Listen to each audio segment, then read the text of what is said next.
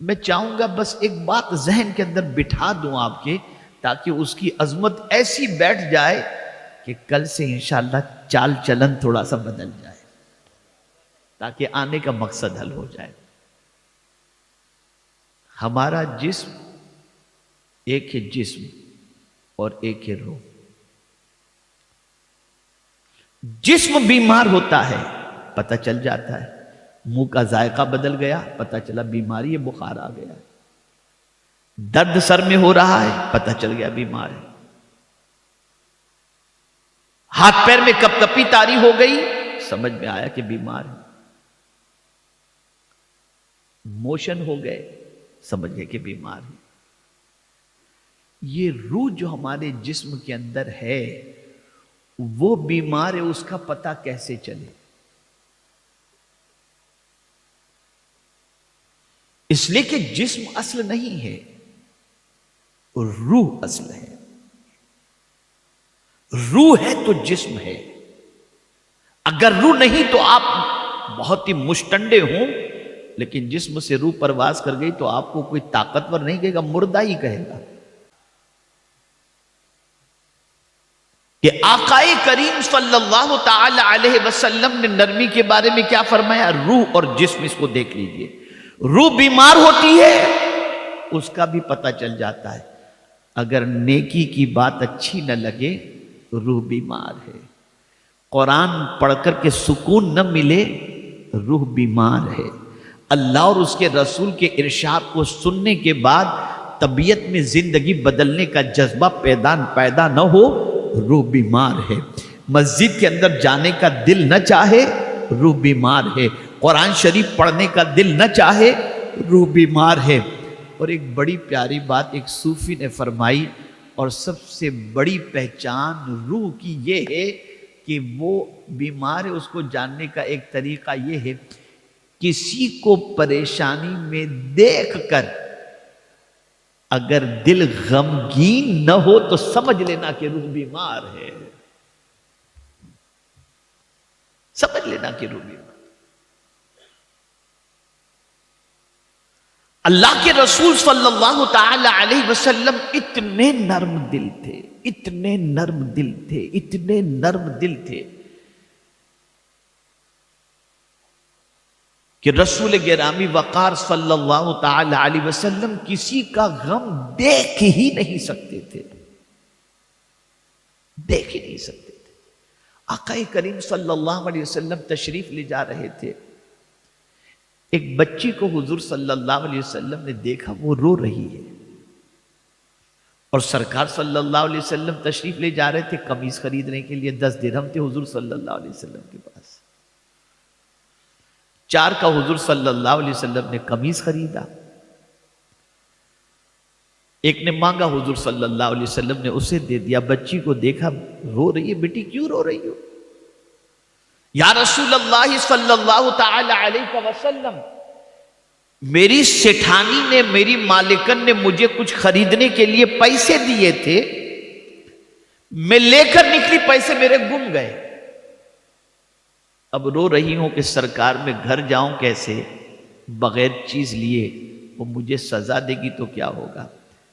آقا کریم صلی اللہ علیہ وسلم نے فرمایا یہ لے پیسے اور چیزیں خرید لے، اب وہ چیز خرید لی، اب خرید کر سرکار صلی اللہ علیہ وسلم تشریف لے جا رہے تھے، پھر دیکھا وہ وہیں کھڑی رہ کر رو رہی ہے، تو آقا نے پوچھا اب کیوں رو رہی ہے؟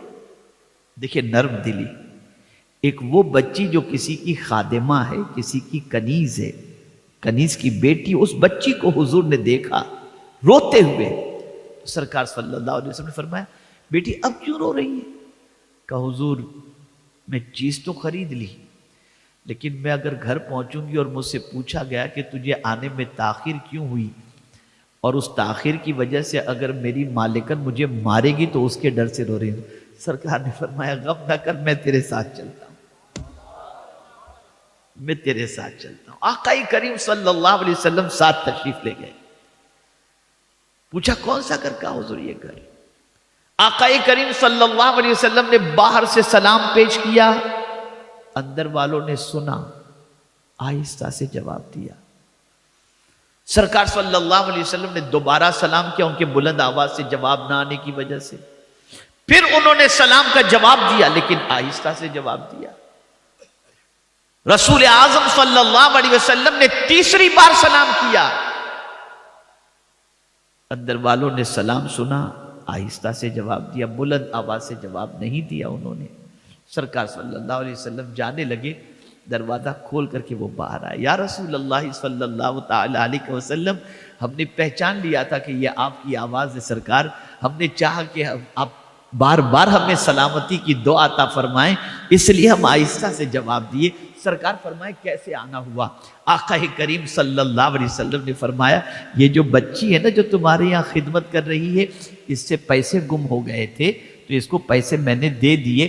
اب آنے میں اس کو تاخیر ہوئی تو ڈر رہی تھی کہ کہیں تم اسے سزا نہ دو، تو میں اس کی سفارش لے کر کے آیا ہوں. اللہ اکبر! جیسے ہی گھر والوں نے سنا، کہا حضور جس کی سفارش آپ فرما دیں، سزا تو بہت دور کی بات ہے، ہم نے اللہ کے لیے اس کو آزاد کر دیا. یہ ہے نرمی. کسی بچی کے آنکھ میں آنسو حضور نہیں دیکھ پاتے. ارے یہاں تک کہ یہودی کا جنازہ جا رہا تھا، سرکار رو پڑے. صحابہ نے عرض کیا یا رسول اللہ صلی اللہ علیہ وسلم یہ یہودی کا جنازہ ہے. آقا نے فرمایا ہاں میں جانتا ہوں یہ یہودی کا جنازہ ہے. یا رسول اللہ صلی اللہ تعالی علیہ وسلم اس پر آپ آنسو بہا رہے ہیں؟ آقا فرماتے ہاں میں اس لیے رو رہا ہوں، کاش کہ یہ کلمہ پڑھ لیتا تو آج جنت کا مسافر بن کر کے جاتا. یہ فکر تھی. میرے پیارے آقا صلی اللہ تعالی علیہ وسلم کے پیارے دیوانوں، اسی نرمی کی بنیاد پر جہاں بہت ساری خوبیاں آقا کریم صلی اللہ علیہ وسلم میں تھیں، بلکہ خوبیوں کے پیکر تھے، لیکن لوگوں کے دلوں میں اللہ نے جو حضور کی محبت پیدا فرمائی، اس کی کئی وجوہات میں سے ایک سب سے بڑی وجہ یہ تھی کہ سرکار بہت نرم دل تھے. کسی کا غم نہیں دیکھ سکتے تھے، کسی کی تکلیف نہیں دیکھ سکتے تھے، کسی کا آنسو نہیں دیکھ سکتے تھے، اور اتنی بلندی پر تھے کہ ایک قدم فرش پر تو دوسرا عرش پر. لیکن پھر بھی عالم یہ تھا مصطفیٰ جان رحمت صلی اللہ علیہ وسلم کا کہ زمین پر کبھی اکڑ کر نہیں چلے اور نہ کبھی غریبوں کو حقیر سمجھا، بلکہ سرکار صلی اللہ علیہ وسلم سب کے ساتھ نرمی سے پیش آتے، پیار سے پیش آتے، محبت سے پیش آتے. آج کا دور یہ ہے کہ لوگ کہتے ہیں ڈنڈے کے بغیر سدھریں گے نہیں، یہ نہیں کریں گے تو نہیں چلے گا. اس سے محبت پیدا نہیں ہوتی. آپ ڈنڈے کے زور سے کسی کے اوپر حکومت تو کر سکتے ہیں لیکن دل میں محبت پیدا نہیں کر سکتے. انسان محبت اس سے کرتا ہے جس کے لیے دل کے اندر نرمی پاتا ہے اور جس کے دل کے اندر اپنے لیے محبت پاتا ہے. نرمی بہت اونچی چیز ہے. آقا کریم صلی اللہ علیہ وسلم نے فرمایا جس چیز سے نرمی نکل گئی اس چیز سے بھلائی نکل گئی. اور سرکار صلی اللہ علیہ وسلم ارشاد فرماتے اللہ نے جس کو نرمی عطا کر دی اسے اللہ نے بہت بڑی بھلائی عطا فرما دی. اور ایک مقام پر پیغمبر رحمت صلی اللہ علیہ وسلم ارشاد فرماتے ہیں جس کے پاس نرمی ہے خیر ہی خیر اس کی طرف آتا ہے. بھلائی بھلائی. بھئی گھر ہی کو دیکھ لیجئے، ماں بھی ہے باپ بھی ہے.